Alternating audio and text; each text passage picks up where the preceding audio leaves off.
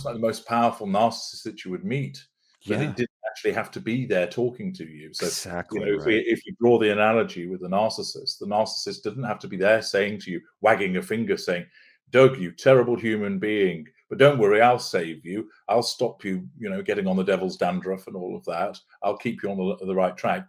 It was so powerful that that seed had already been implanted in you, so that you got there yourself, which is quite Exactly. remarkable.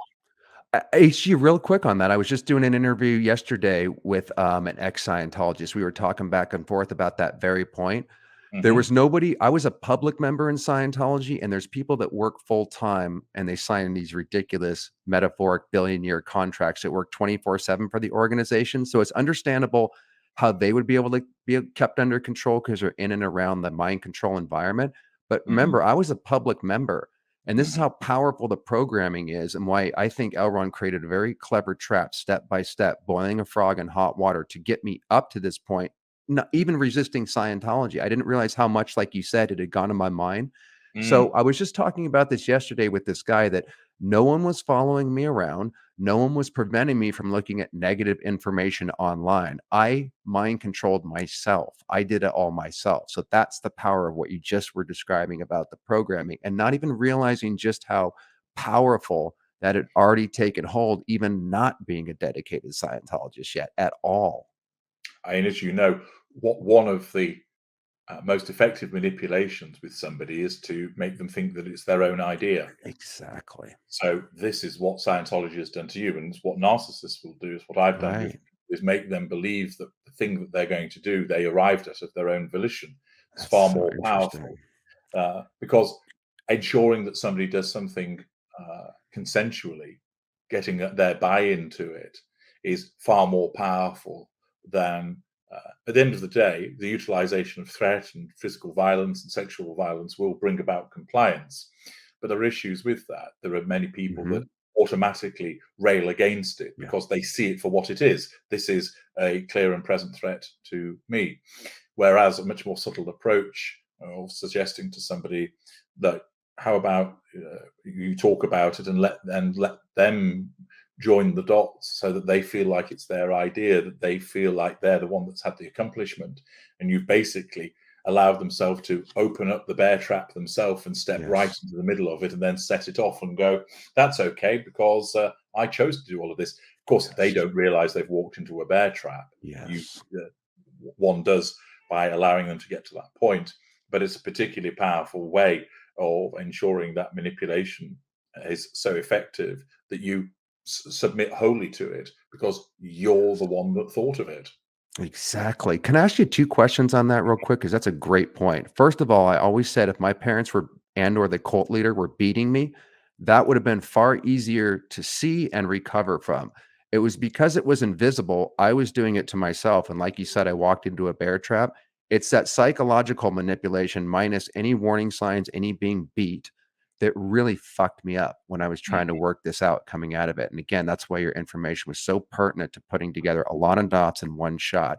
And the question I wanted to ask you, man, since you're a professional at this, what are some of the techniques that you would use, or how would you explain it where you got someone to do their own bidding, their own thinking that it's their own thing? Because that's the key, what you just said. Mhm. Well, chief amongst doing that would be to understand that person and what makes them tick. So I've actually been doing some videos about this with regard to understanding people's views in relation to death. So that's just one aspect. It's called the ease of control, the videos, Mhm. and It's very good. I'm doing a whole different set on them. At the moment, I'm focusing on people's attitudes and emotions associated around death. So Awesome. Wow. it could be about, I'll be doing another one, which is about the way that human beings operate within loops. They just keep repeating the behaviors. Yes. And Yes. so the starting point is essentially know thy enemy, which is or know the victim. So to understand what that person, what makes that person tick, and what concerns them, what they would buy into, and that concern. has to be at an emotional and visceral level. Right. So you can find that out, for instance, by looking at their social media, by having a conversation with them, by talking to friends about them, but finding, a common one would be that an empathic person is very much into looking after animals. And that's a very good pressure point in relation to them, that they care about animals and are concerned about their welfare. In other instances, it might be concerns about the well-being of a family member. But whatever it is, it's about finding that relevant emotion and those thoughts and feelings that cause the individual to light up. And then one feigns an interest in that to say, oh, yes, I'm in the Canine Defence League also. I really want to ensure that Rover. And then by getting that buy-in so that they think that you're similar to them and that you have similar interests. And what's also important is to remember this, that as getting them to do that thing, you want to focus on the doing rather than the not doing, which again is related to this concept of it being their own idea, because the human brain is designed to do. It doesn't like rejection or being told not to do something. It can't program, it can't function with regard to it.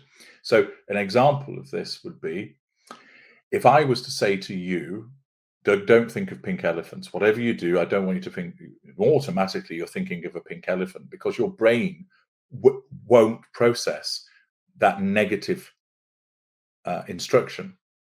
So the way instead for you to successfully avoid thinking about a pink elephant is to do something positive and think about a green rabbit instead. And so if you think about the green rabbit and keep thinking about the green rabbit, you are no longer thinking about it. It's a similar way that if you were skiing down a hill and you don't want to hit the trees, you're in an alpine environment, you're thinking, don't hit the trees, don't hit the trees. What do you end up focusing on? Trees. When what you should really be telling your brain is focus on the gaps, focus on the gaps. So then you focus on those gaps and you ski down. So similarly with manipulating somebody, if you keep saying to them, don't do this, don't do that, they're actually not programmed to accept that. And it takes a lot more effort and application. So what you do is you focus on, how about we do this? And how about we do that? And identify something that's positive, that's linked to what they're interested in doing and what matters to them, and that you show that you're interested in it. So you then become a trusted partner of that individual. And then, because you're seen as a trusted partner, what you can then suggest is whatever it is that you're actually aiming at, but allow them to come around to thinking, oh yeah, I'm into that as well, because I want to stay alongside this person.